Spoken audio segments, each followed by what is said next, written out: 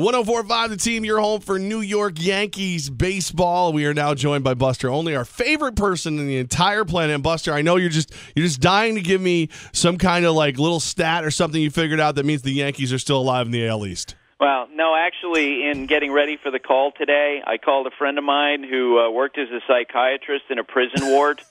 And, you know, there were times that I've known him and is in our adult lives that he said to me, you know, on a given day, he'd call me and say, man, I'm not looking forward to going to work today. And that's kind of how I feel about talking to you right now, okay? Because you are the ultimate bipolar baseball fan. And I know it's been a tough week for you. The Red Sox are way off in the distance, and you're probably trying to convince yourself that they still have a chance to win the division, so I'm here for you. Oh, all right, well, let's. I was going to talk about the sweep, but let's start with that. What, if anything, what can the Yankees do this weekend to make you believe they're still alive in the AL East? They can stop worrying about the Red Sox and just try to win a baseball game. Because let's face it, you know, and Joe Girardi, I don't blame him at all. I mean, he told reporters on Wednesday morning, you know, this series against the Red Sox this weekend is potentially the biggest series of the year, and they went out and got swept. And the reality is that, you know, the Yankees have gone from, in about a week, from, okay, let's see if we can catch the Red Sox to win the division, to, boy, they're going to be doing well to make the playoffs at all, because not only are the Twins now within one game of the Yankees for the number one wild card spot, the Angels are 2 games behind them, the Yankees, and the Orioles are coming on like gangbusters. You know, they're 2.5 games behind, and I think at this point, the Orioles or the Yankees have to simply just find some kind of traction. You know, maybe it happens. It was CeCe Sabathia in the first game of this series. Maybe Aaron Judge finds his swing, but something's got to happen. Well, that was Buster Olney. It was a good call. I'm glad you had time to join us. And Buster, you beat me to the point that I knew was going to drive Levack nuts, and he almost ended the call there, is that wild card spot. He laid out the teams there, the Angels, the Twins, the Orioles. Are we in a spot by maybe this time next week that the Yankees could be looking up at one of those teams in the wild card chase? Would that be completely shocking at this point? No. It would not be, but I would say this, and this works in the Yankees' favor, is that part of the, you know, we have this absolute mosh pit of wild card contenders in the American League because of the mediocrity. The Twins are not a great team. The Orioles are not a great team. The Mariners, the Royals, the Rangers are teams that we hadn't even mentioned yet that are still in the running for this thing. I would say this, the Angels, they've got Mike Trout. And the Orioles have a lot of momentum, and they are not going to be afraid of the Yankees because they play in the same division, and, man, they hit a lot of home runs. So something's got to turn for the Yankees offense, and I don't know what it's going to be. And you feel bad for Aaron Judge because he's a rookie, and it's crazy to think that so much rides on the shoulder of a rookie on a team with a $200 million payroll. But that, to me, is the reality. Like, they need him they don't need him to necessarily be the MVP type of player he was in the first half, but they need him to contribute more than he has been lately. And, oh, by the way, probably on Friday, Saturday, we're going to be getting the results of those suspension appeals, and they're probably going to lose Gary Sanchez, who's been an effective hitter for them. Okay, all right, good times as always. But Buster Olney with us. Buster, I stepping away from the Yankees for a second, the Indians just, I mean, that wasn't all the Yankees being bad this weekend. The Indians just look really, really good.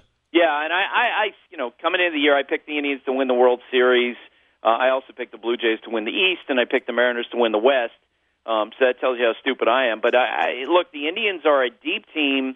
And, you know, all year long they've been making moves to augment their roster because they feel like that their window of opportunity to win the World Series either this year or next year. And they went out and traded for Jay Bruce.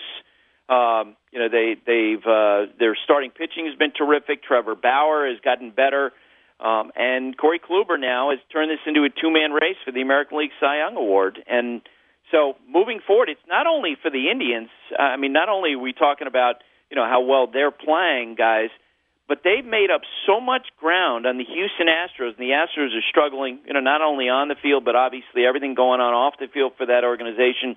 Cleveland is now within 3 games of Houston for the best record in the American League, which we thought was pretty much a done deal for the Astros 2 months ago.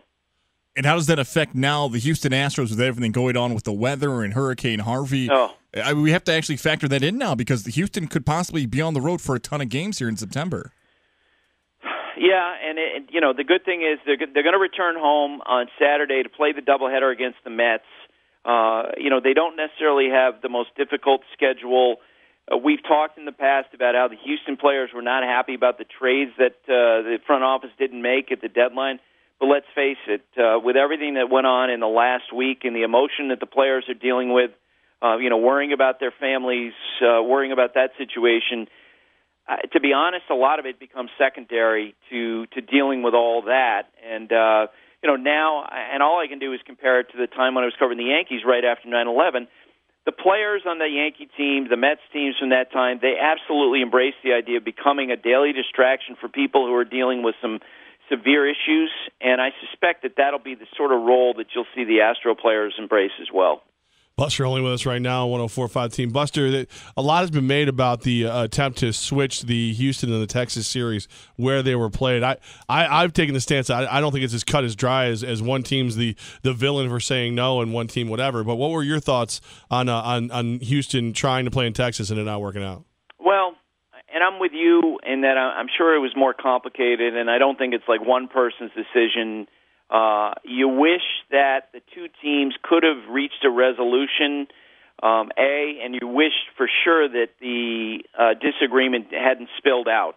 And it actually reminded me of, and you guys will remember this, in the first week after 9/11, there were some very small handful of Mets and Yankees people, and what I mean by very small is like 3 or 4 people, were in kind of a bickering, spitting fight over who was getting more credit for the relief work.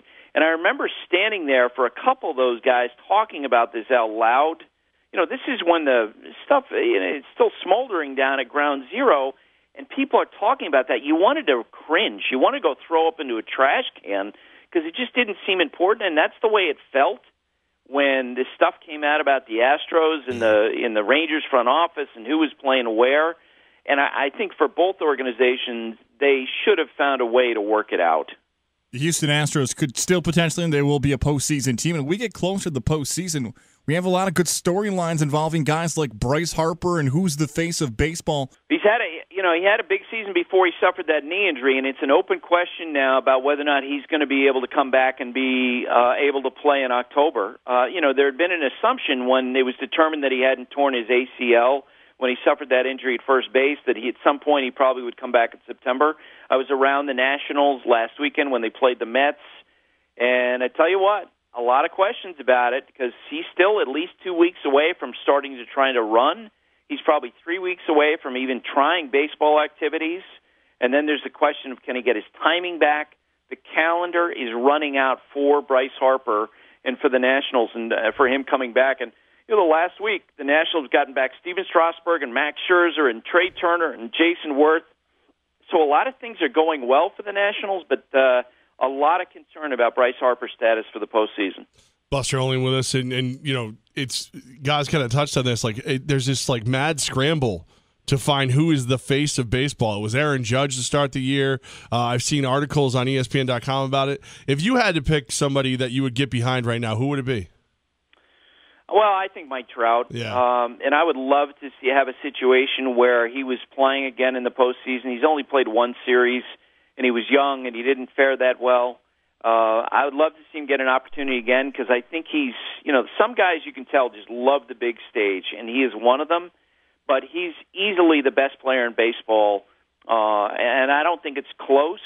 So right now, I think that he would be. But not enough casual fans know him just because he hasn't had the October stage the way that Derek Jeter did all those years. Buster, he's hitting home runs at a clip. It seems like everyone, except for the Yankees right now, is hitting home runs at a clip. It's a record month again? It's a record month. It's a record year. And I can tell you flat out that folks around the game absolutely believe the baseball is juiced. To the point that last week, when I sent out some numbers on home runs this year, Justin Verlander answered me and said, just say it, Buster. And then he had a syringe next to a baseball, juice baseball. And I've heard that privately from a lot of players. Think about these numbers, guys, okay? In all of 2014, a total of 57 players hit 20 or more home runs. As of this morning, 85 players have 20 or more home runs already this year. We got a month to go. There are another 30 or so guys lined up on the runway right behind them with 17, 18, or 19 homers. We might have a year in which 150 or so hitters qualify for the batting title, and 120 or more hitters reach 20 home runs. Okay? Think about how crazy that is. Here's the thing that's funny about that, too. A lot of hitters have changed the angles on their swing, and they're talking about getting the ball in the air because that's how you got paid. Well, you know what? When you got 120 guys hitting 20 or more homers, a lot of them aren't going to get paid because it's not hard to find guys who can hit home runs right now. Well, like a juiced baseball, like is that like harder? Well, somebody's just sitting in a room and goes, "Hey, let's make them go. Let's make the ball harder this year." I'm going to give you all of the details, okay, in terms of what's being said. Major League Baseball sent out a memo to all the teams saying we have quality control over the baseballs. There's nothing different about the baseballs. Stop talking about the idea of it being a juice baseball, threatening fines with different people talking about juice baseball. And that all being said, I mean, I can't tell you that, I mean, just, so many players, so many coaches, so many managers absolutely believe the baseball is different to the point that I was doing a Sunday night game and a pitcher came up and said, "Hey, I got to show you something." And he retrieved 2 baseballs from his locker and he showed them to me. He said, "This is from my last start."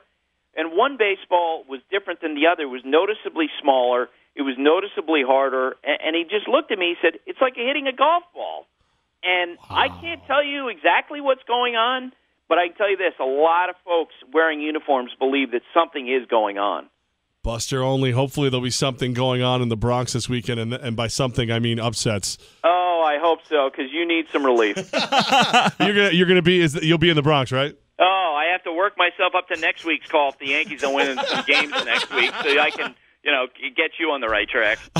So I'll be watching you on Sunday night, and hopefully that'll be like the Yankees will at least have won 2 by then, so I'll feel good. Absolutely, Buster. Thank you for at least trying to maybe get off the ledge. Okay. Thank you, sir. See you guys. See you, Buster.